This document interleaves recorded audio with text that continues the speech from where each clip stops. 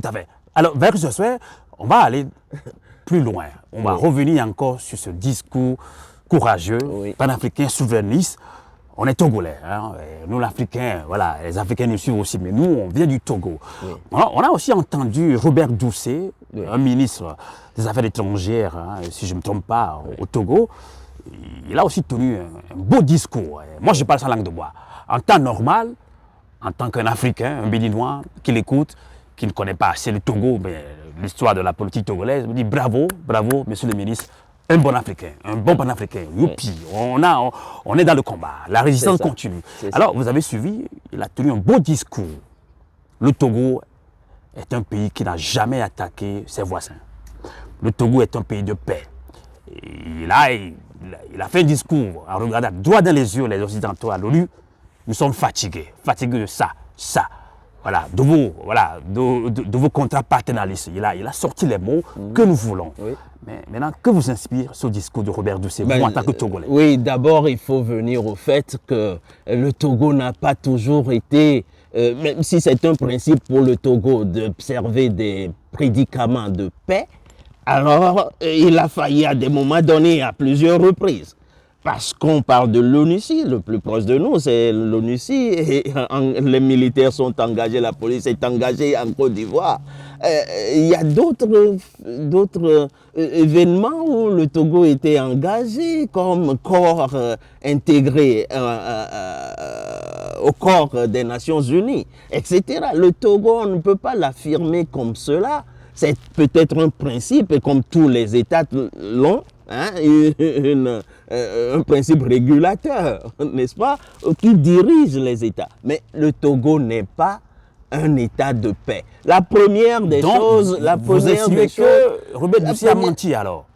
Bon, sur ce point-là, j'ai commencé par ce point-là. C'est faux de dire que le Togo est un État de paix. Le Togo est mêlé à beaucoup de... Faisons attention quand même. Le peuple togolais est un peuple de paix. Ah, on parle du Togo, peuple togolais? Le peuple, pas le gouvernement peut-être. Mais c'est lui, il parlait en tant que représentant du peuple togolais. Je l'admets, si l'on parle du peuple togolais, les populations togolaises, nous sommes bien éduqués. Et je pense que sur ce plan-là, alors on peut lui concéder la qualité, la fidélité de son discours. On parle de paix au Togo quand on sait qu'il y a plusieurs prisonniers qui quittent dans les prisons. Ça c'est un premier population point. Opprimée. Absolument, j'y venais. Et Sapere Aoudé, ils ont eu le courage. Faisons un parallèle entre le courage qu'eux, ils ont en tenant ce discours-là vis-à-vis de leurs oppresseurs occidentaux. Et c'est pour la bonne gouvernance. C'est pour la bonne gouvernance. Oui, c'est pour la bonne gouvernance au niveau de cette grande architecture-là. Alors, pourquoi est-ce qu'on ne peut pas permettre aux jeunes Togolais, vieux ou jeunes Togolais, d'utiliser aussi le verbe pour orienter? Ils orientent les grandes puissances dans ce qu'ils auront à déployer comme énergie, comme principe pour la bonne gouvernance mondiale. Alors, il doit permettre, on ne peut pas proclamer la paix et être missionnaire de paix à l'extérieur si on ne l'est pas chez soi. Tous ces prisonniers-là, on a Oumolo, on a des gens qui sont renvoyés, qui sont chassés du territoire togolais. On peut appeler ça la paix? Ça, c'est une culture de paix? Non. Et des gens qui, après 28 débats, dialogues, n'arrivent pas à respecter les accords auxquels eux-mêmes ils ont souscrit, mais qui font le contraire et qui vont menacer d'ailleurs les populations. Pourtant, il y a certains panafricains, ceux qui se disent panafricains, ont adjubé ce discours. Que ce soit au Mali, au Niger, on a eu des retours. Hein. Oui, mais il faut prendre distance vis-à-vis, il faut analyser le discours et le confronter à la réalité de la pratique. On parlait de l'acte et la pratique. Robert Doucet est même allé loin, disant que le Togo n'a jamais servi de base arrière pour attaquer un pays, un voisin, que ce soit.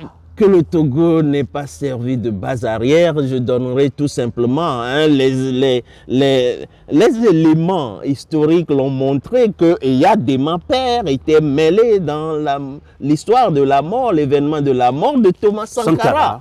Et plus loin encore, au Libéria. Au Libéria. Et bon, donc, les écrits sont là, oui, les enquêtes sont là. Les enquêtes sont là. On ne dit rien sans preuve. Et donc quand on prend distance, on colle le discours aux réalités, on se rend compte que c'est un discours un peu qui fait l'éloge du Togo, mais sur la base de rien. Vous avez rectifié en disant, tu as rectifié en disant, et le peuple togolais. Bon, ok, que l'on parle du peuple togolais.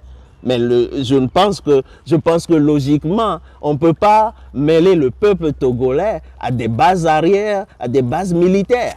Tout à fait normal. Donc la distinction était là. C'est pour ça qu'il faut prendre ce discours-là comme un discours d'État, avec tous ces instruments. Le Togo, un pays de dictature panafricain. Le Togo, un pays de dictature panafricain, je commençais à parler de cela. Le respect que l'on doit aux citoyens en tant que panafricains n'est pas là encore. On peut penser ça comme un idéal. Non, pourtant, il y a beaucoup de Togolais qui tombent dans ce piège-là. Ah mais oui, c'est le manque de réflexion. On a ce beau discours, j'allais dire, excusez-moi, ce beau discours de Robert Koudousé, on dit que les choses commencent par changer. Oui, le Togo n'a jamais tenu ce genre de discours. Oui, le Togo n'a jamais tenu. L'État togolais, oui, voilà, ça fait au moins une année ou deux que le Togo a commencé par tenir ce discours. Ok. Remarquons que Robert Doucet a écrit peut-être un la politique livre. au Togo. On ne sait jamais. Oui, remarquons qu'il a écrit il a pondu des ouvrages où on ne voit pas. Les États africains sont malades de la dictature, de la démocratie, ou bien, etc. J'oublie un peu le titre. Où les méfaits du régime togolais étaient inexistants dans cet ouvrage-là. Et moi, je le lis au fait que il y a eu une acquaintance étroite entre Robert Doucet et Faure Gnassingbé, en tout cas, qui fait que Faure Gnassingbé finance les ouvrages, a financé au moins un ouvrage. On n'est pas d'Africain quand on tente de taire toute voix dissonante au Togo, quand on emprisonne des gens qui veulent quand même parler, dénoncer ce qui ne va pas au Togo, oui. On les emprisonne. Oui.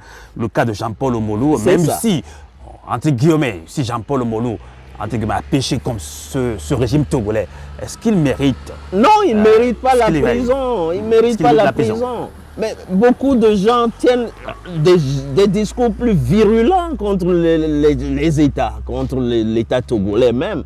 Mais ils ne sont pas en prison. Nos politiciens, ils disent pas, ils font pas autre chose. Ils dénoncent de façon véhémente le régime aussi. Mais ils n'ont pas, on ne les a pas emprisonnés. Mais de quoi de plus normal et constitutionnellement juste de laisser la liberté aux populations de s'exprimer? Les politiciens ne peuvent pas faire des manifestations. En plus, vous refusez la manifestation aux populations. Qu'est-ce qu'il leur reste? L'armée.